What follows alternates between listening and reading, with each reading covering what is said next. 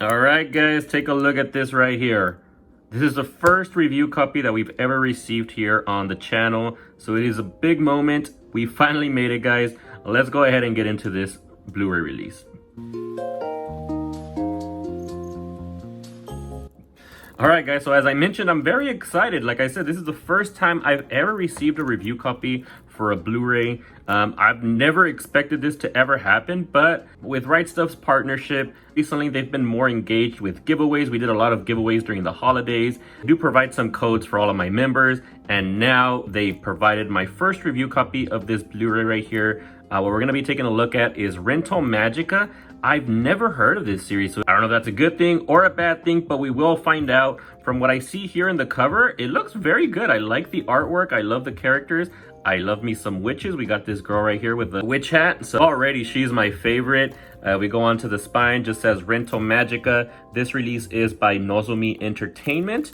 And then on the back, we got some more figures of my new favorite character right there. I don't even know her name yet, but she's my favorite.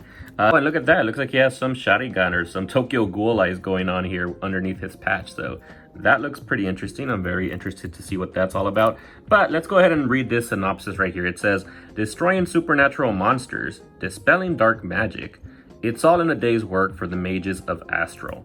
However, after the mysterious disappearance of the company president, they're left in a lurch. His son, Itsuki Iba, begrudgingly fills in, but Itsuki's unfamiliarity with magic could spell bad news for Astral. Especially when their rival, Goetia? I think that's right, vying for the very same contracts. As the jobs grow ever more dangerous, they soon find that staying in business is the least of their worries. All right, so yeah, we got mages, we got witches, we got magic. I love me some magic.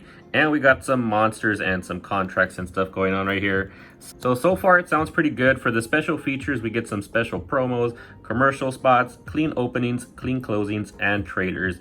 And this season does contain 24 episodes.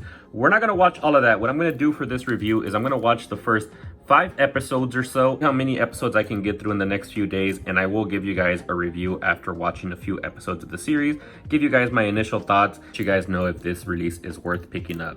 One thing to note here though is that for the audio, we do only have Japanese audio and we have subtitles in English. It's TV 14, so there might be a little bit of fan service in here. We'll see. I'll let you guys know once I get into it, but let's open this Blu-ray up and take a look at the info. All right, so opening it up, we have an episode guide right here. Oh, and this is pretty cool. On the back right here, it tells you 2 different ways to watch it. There's the broadcast order. Oh my God, if the Fate series or like other more, definitely the Fate series. If the Fate series did this, that would be awesome. So already, high points to Nozomi Entertainment for doing this for us. So we got the broadcast order and the chronological order. I think I'm going to go with the chronological order, if I'm honest. So I'm going to be starting with episode... Damn, it kind of jumps all over the place. Episode 2, 5, 6, 4, 11, 1, 3. Oh, wow. That's going to be requiring me to move discs around quite a bit. But that's all right with me. I think I'm going to go ahead and watch it this way. Because to me, I just like watching things in chronological order. It just makes sense in my mind. And then it says right here, rightstuffanime.com/rental magical notes. That's pretty cool as well. For comprehensive Rental Magica liner notes, please visit. All right, that's pretty cool. We might take a look at that as well. They do also show us what we have in the extras. So we have extras on disc 1 and disc 6.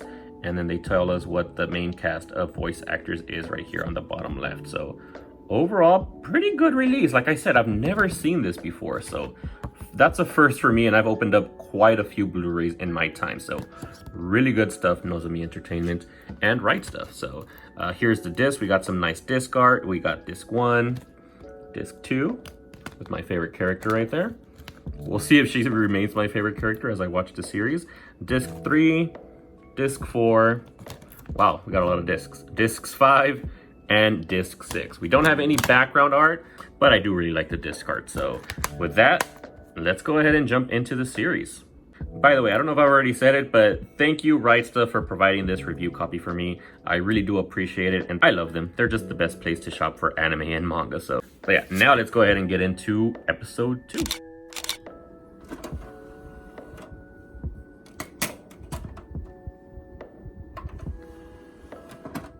right, guys, so take a look at that. This is the main menu, and it does say right there, we can actually, I don't even have to go through the discs. On the main menu right here, it says whether or not I want to watch this in broadcast or chronological order. So we're gonna go ahead and go with chronological episodes.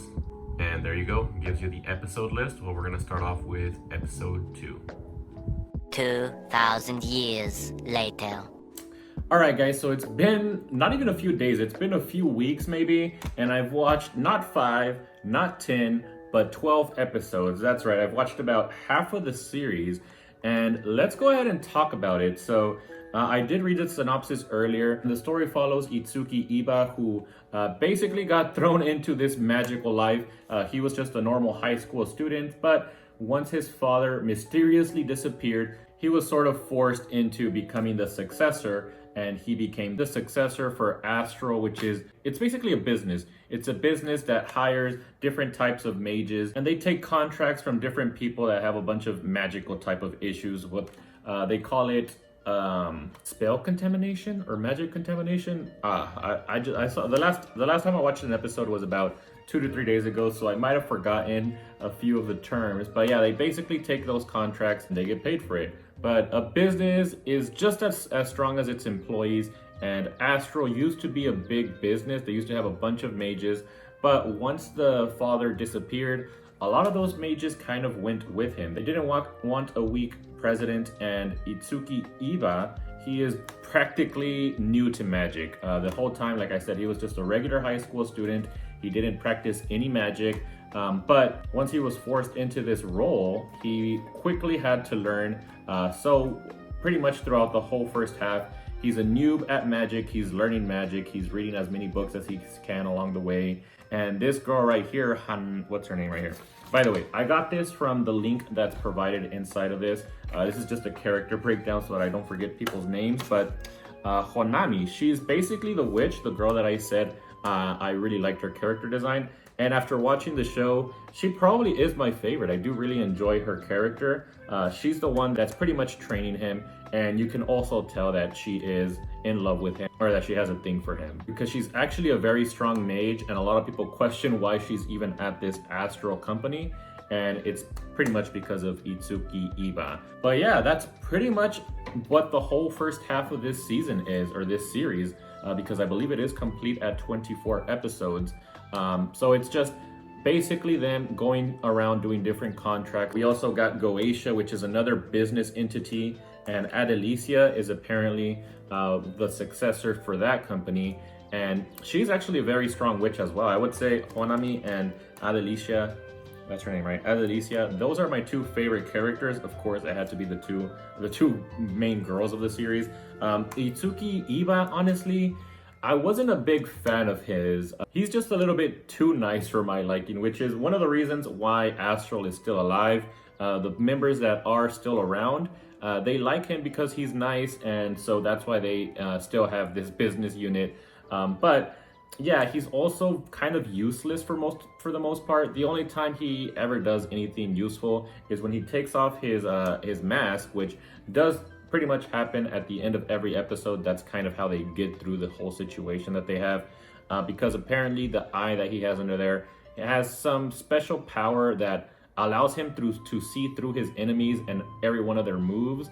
So he can basically tell his party to dodge every single attack. He tells them what they need to do to win the battle, and that's basically when he becomes a badass. His whole persona kind of changes as well.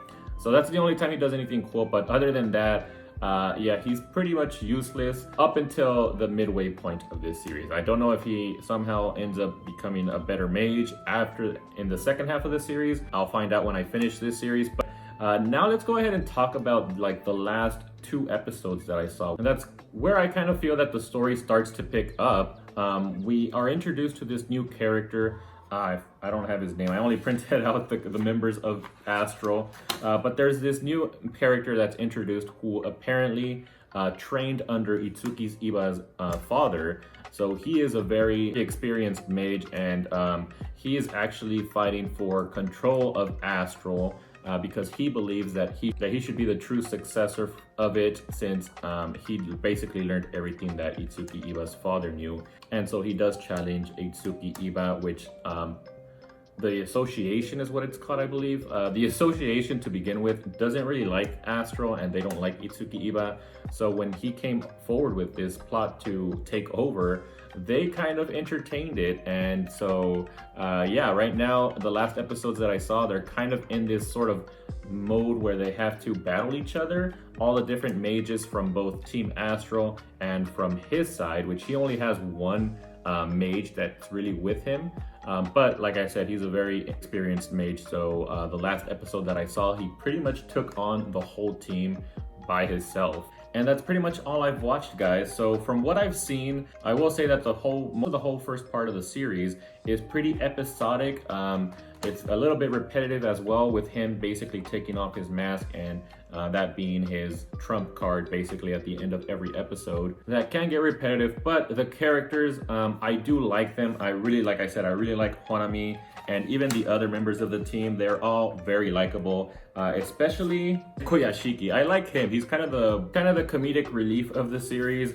He loves cats. He's always has cats with him, and in fact, the cats are kind of a part of his all of the magic that he does. Uses them to attack, to set up barriers and stuff like that. So that's pretty cool. But there are some other scenes with him that are pretty funny. One in particular I really enjoyed was when, like I said, they're always struggling with money. There was a girl that came for a contract that the president didn't want to do.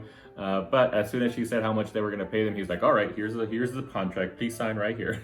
So I thought that was pretty funny. Also, I did mention I would talk about any sort of like fan service in here, and there is that infamous beach episode in here, and we do get to see the female characters in their bathing suits, but that's pretty much the extent of the fan service that you'll get in here.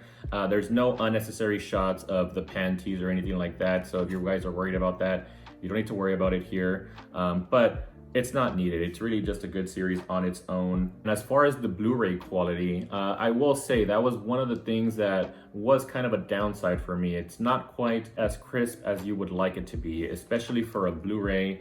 It does look more like a DVD upscaled to like 720p. It doesn't even look 1080p. So yeah, don't expect anything crisp. This is an older anime. I believe it was released back in 2007. So yeah, it's not gonna look the best, but I will say that I watched a few episodes on YouTube because I do have the entirety of this series is on YouTube.